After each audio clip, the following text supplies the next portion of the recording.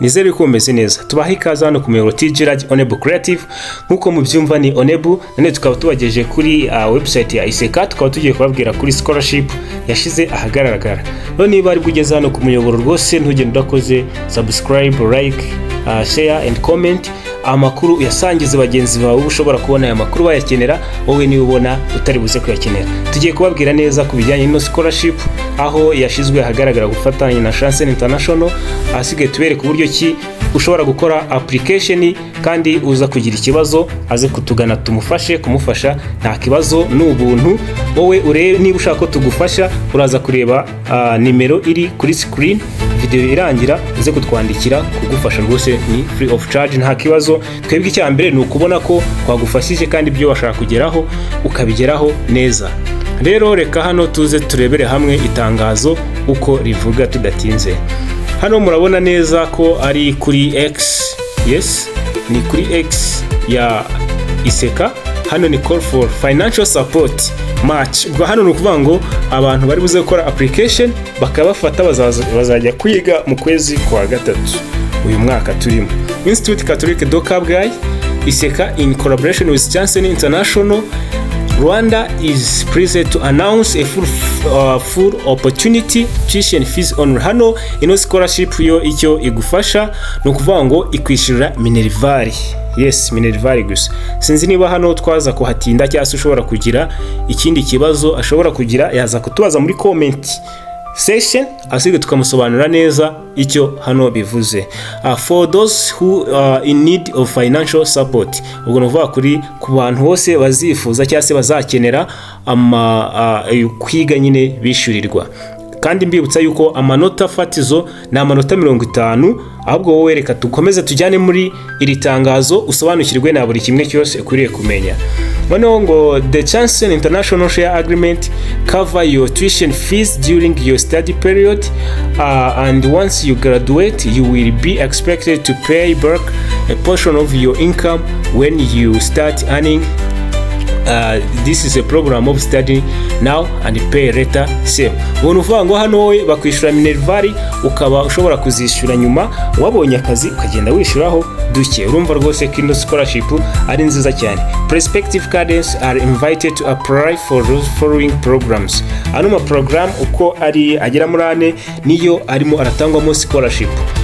Hari Bachelor in Rural and Urban Development, Bachelor in Environment and Management, Bachelor in Journalism and Bachelor in Public Relations. Hano tugiye kureba ngo ukora application agomba kuza kuba afite iki eligibility criteria B, agomba kuba ari umunyarwanda, being Rwandan, being a female is advantage. Kuza kuba uri umukobwa noneho na kantu gakonta cyane kuko abakobwa murabizi yuko muba mugomba namwe kwiga mukagera kure. Hari ahantu usanga abakobwa mu mafriri atandukanye bakiri bakeya cyane, kandi murabizi ibintu by'ubwuzuzanye rwose tugomba kubihereza umwanya cyane kuko abakobwa hari aho usanga rwose batarukabona ntabwo bisa neza.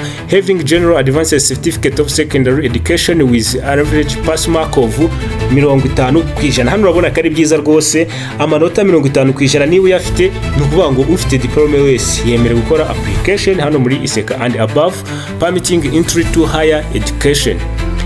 Ubwo ni ukuvuga ngo ufite amanota 50 kuzamura agomba kuza kugira iki gukora application yabyifuje, kandi akaba yara afite niyo certificate yo mu wa gatandatu. Students who completed senior 6 before 2024 should have at least 2 principal passes. Those who studied secondary school abroad will present a certificate of equivalence. Hano ni ukuvuga ngo niba rasoje muri cya gihe amanota bayabaraga kuri 60 n'ahandi, ni ukuvuga ngo ugomba kuba ufite 2 principal passes, letter A, B, C, D. Ubwo ufite modi ahantu habiri mu masomo wize gusubira hasi nawe wemerewe gukora application. Niba warize hanze rero ugomba kuzana equivalent, urayapplying ukagaragaza ko wize hanze, ubundi bakagufata kwiga rwose. The application file must comprise, ubwo kugira ngo ubwo nuvuga ngo file yawe yo kugira ngo ukore application ugomba kuza kuba ufite a notarized copy of advanced general certificate of secondary education or result slip of A level national examination ugomba kuba ufite certificate yawe cyangwa se ari amanota wahawe segonderi usoje segonderi kandi akaza kuba ariho umukono wa noteri. Copy of national identity card ukaza kuba ufite irangamuntu yawe, one card passport foto, ukaza kuba ufite passport foto yawe hahandi wifotoza hakaza isura igaragaza amatwi yombi uko ari abiri none ikaba ifite background y'umweru.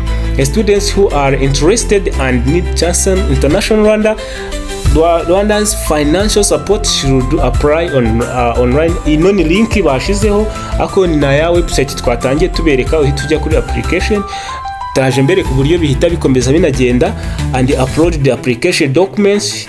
Hariya turaza guhita tubana no muri application form ibiba birimo, noneho ugakora application mbere y'itariki 17 z'uku kwezi turimo. Ubwo no kuvuga ngo deadline ku tariki 17 z'ukwezi kwa mbere 2026. Ubwo ugiye ku applying icyo gihe naho bitakunda wasanga maybe application yafunze utabona uburyo ki winjiramo.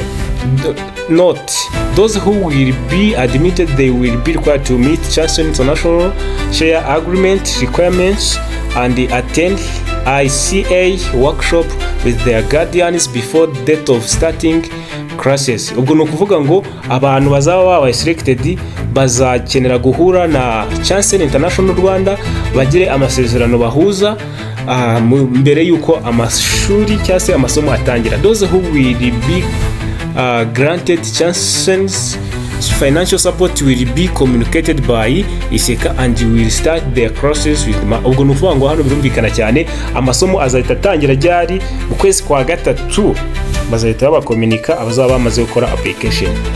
To learn more about CHANCEN International Rwanda, visit this website. Ubundi ikibazo wakenera cyose waza kubariza ahangaha.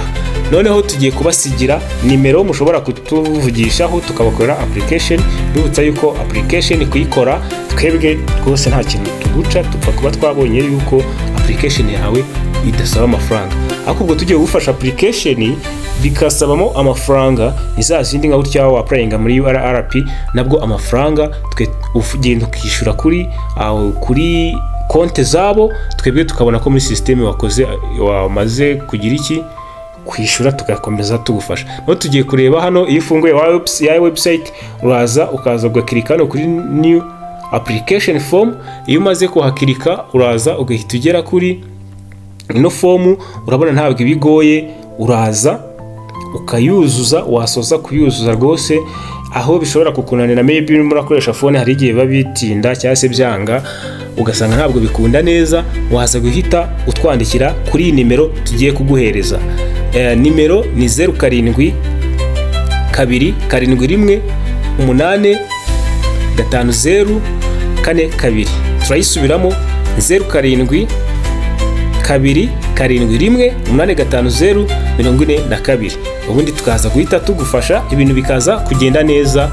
Murakoze. Niba utarakora subscribe, dore hari agafoto ubona aho ngaho, ako gafoto genda ushiremo iki, ushireho urakandaho, nusoza gukandaho uraza guhita ubona iki, uraza guhita ubona link cyangwa se channel, uhita ukora subscribe wigendere. Ubundi tugikomeze tugende gatanu kandi bye bye. Yari Onebo.